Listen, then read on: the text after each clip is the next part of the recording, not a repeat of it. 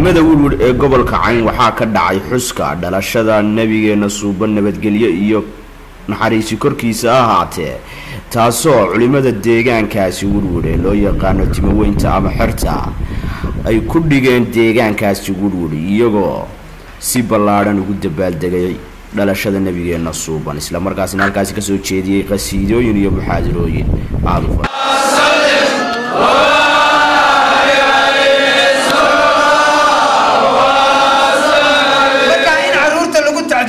la baro mawlidka nabiga dhalashadiisa war magaalada kan leedana nabi ciise oo 2018 sano maraysa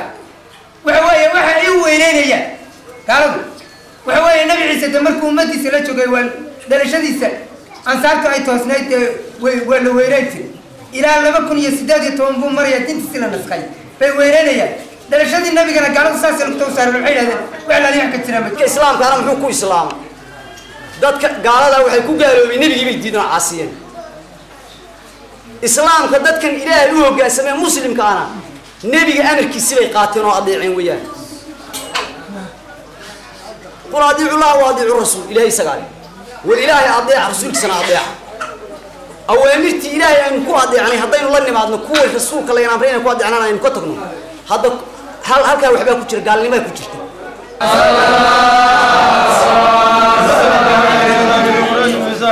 عربية غزال خرت العسرة والأسنام على وجوه والأفواس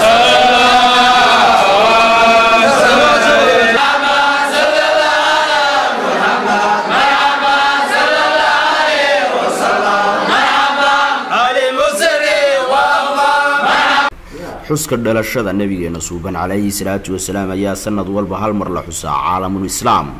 iyadoo deegaanka Woodward ka mid yahay deegaamada laga xuso waa Cabdi Ciro